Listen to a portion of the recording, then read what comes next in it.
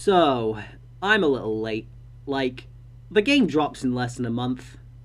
So yeah, I've been a bit busy with IRL stuff recently, which is why I've gone radio silent for a while. I do want to get back to uploading at least semi-regularly, but no promises. Anyway, now to the reason you're here. So, Sonic Frontiers, it does in fact look like a Sonic game. It doesn't feel that long ago that we got that first Sonic Central teaser with Sonic running through the forest, but that was over a year ago now. And it's almost been a year since we got the name of the game itself, Sonic Frontiers, at the Game Awards, alongside the reveal that it'd be a open world Sonic game. And well, safe to say, I'm very nervous, but I have faith in this game. On one hand, one part of me is like, it doesn't look all that interestingly visual.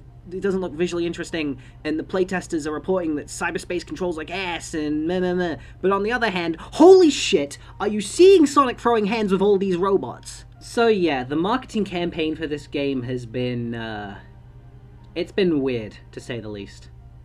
We kind of, after that Game Awards teaser, we essentially went radio silent for months. Like, we had the movie come out, and I assume we got radio silence on that because the movie was coming out, and they didn't want to deter from the hype from that. But when we eventually did start getting some game reveals early in summer, they looked really dull. Like, it just had Sonic running around in an open area, which just has a bit of the Sonic level design bits and pieces here or over there, like grind rails, boosters, springs, whatever. Just, stuff that a Sonic game has to have to be a Sonic game. And they just kind of sprinkled it around in a generic open world map. Like, they did it, they hired this man, ha ha ha ha. And it didn't look good. And admittedly, the reason I didn't make a video giving my thoughts at the time, like, I made that joke video, I admit I made that video for reasons of, like, 90% copium. But eventually, we did get some more trailers, and as more trailers came out, more people, me included, were starting to go, this doesn't look too bad, actually. And it's starting to look, presentable. Sega, are you alright? Do you understand how marketing works? I mean, maybe you do, because the fact that you released this teaser, which just looked really bland and nothing, definitely got a lot of people talking about it, with, like, a lot of people dunking on it, and a lot of people just looking confused.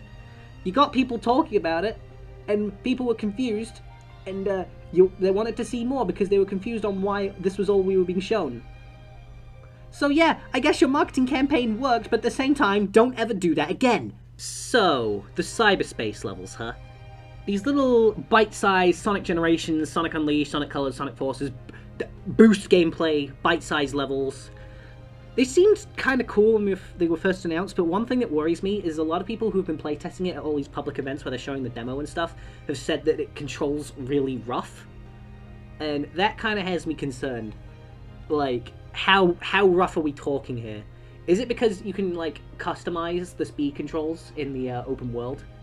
And I'm wondering, is like, if because you can customize your speed controls in the open world, is it just being disorientated by the change of controls from the open world to cyberspace, or is cyberspace's controls actually that bad?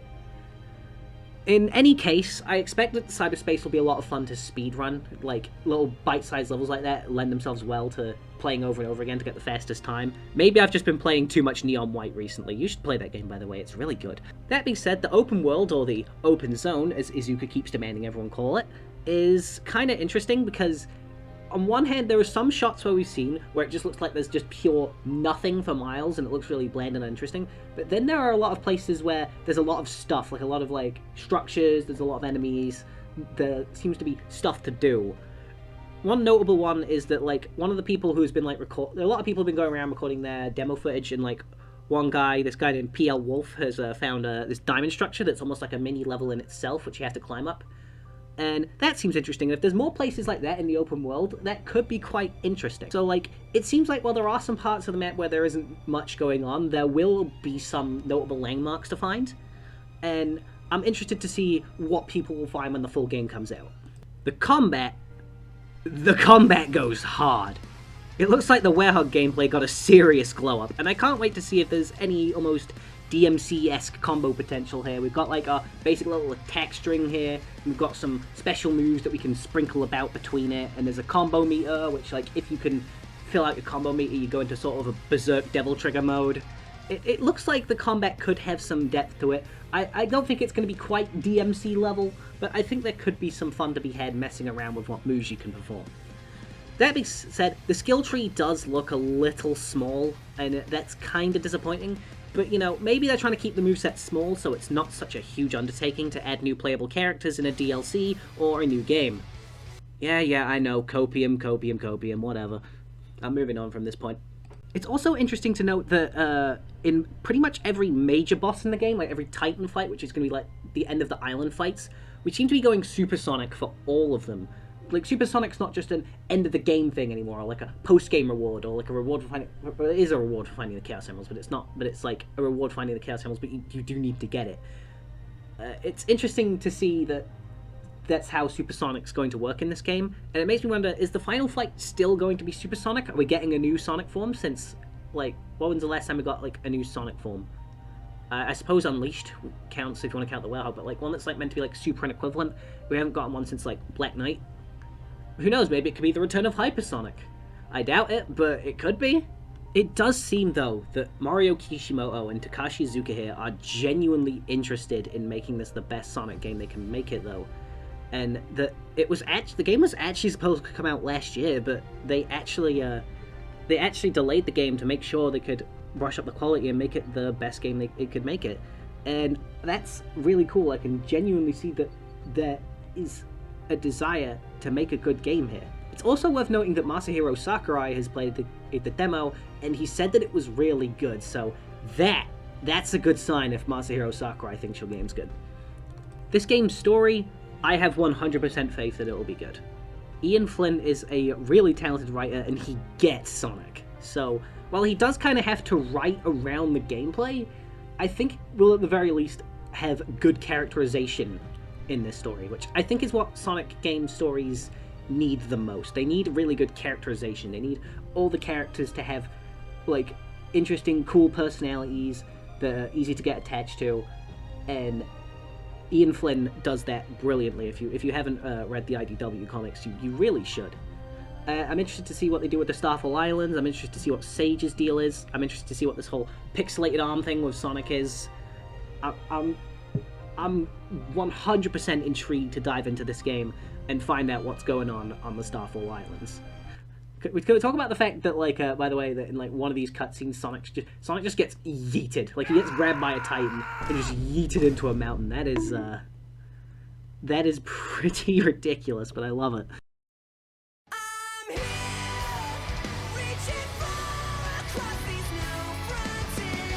What we've heard music-wise so far, fantastic. I mean, it's a Sonic game. It was always inevitably going to be pretty good, but, like, damn, I really like the music. I'm Here and Vandalize and the theme of the Starfall Islands, all amazing tracks. And Vandalize has put One OK Rock on my radar. They're a part of my regular playlist now. They're actually a really damn good band, and if you've only listened to Vandalize, I recommend you go check out their other stuff, because it's actually quite good. And I do also want to mention that it's quite mind-blowing that the soundtrack is supposedly going to be 150 tracks long. Correct me if I'm wrong, but I'm pretty sure that's the longest bloody soundtrack we've gotten in a Sonic game to date. And, yeah, I pray for Otani's fingers, because they're going to be aching like hell making this bloody soundtrack. I'm personally quite sad to see that Shadow is going to be sitting this game out, especially because I think a proper boss fight against Shadow with this game's combat would be pretty damn cool. But I understand why he's sitting this game out. If we try and start shoving every character into this, the story's going to get bloated and it's just not going to work, and none of the characters are going to have anything to do.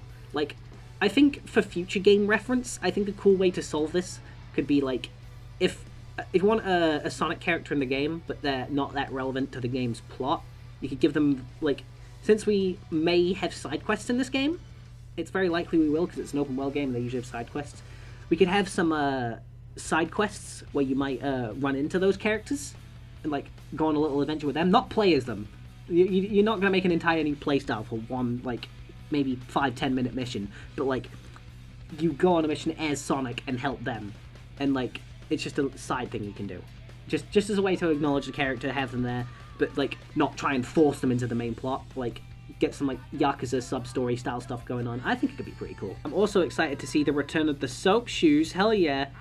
You see, if you subscribe to that newsletter on the Sonic Frontiers site, they were saying for a while, like, oh yeah, if you subscribe to that newsletter, you'll get some bonus content, and I was like, why not? It's probably not going to be anything that substantial, but it might be cool. And then they announced, oh yeah, you get the soap shoes from Sonic Adventure 2, and I felt so proud of myself for subscribing to that, even after they announced it, you could still subscribe to it, but like, it was just like, I wasn't expecting anything from it that big, like maybe like some starting items or something, like an extra seed of power or something, but like, I get to have the SA2 drip? I'm down. So yeah, in conclusion, I do have my concerns with Sonic Frontiers, but it looks like it's going to be a decent game, and I definitely will be picking it up on release. And that release is getting closer and closer, so yay. I've been going back and playing a few Sonic games while I've been waiting. I've gone back and played the classic games. I'm currently playing through Adventure again. Just trying to get myself in the mood, you know, even though I've been in the mood for, you know, the past 2 years. But like, you know, I've got to do something to pass the time besides work. But yeah, I will be getting Frontiers. It does look quite good, even with its flaws. And yeah, I'll see you next time. Also, Big the Cat Sweep. Fishing's making a comeback. Let's go. Big's Big Fishing Adventure 4.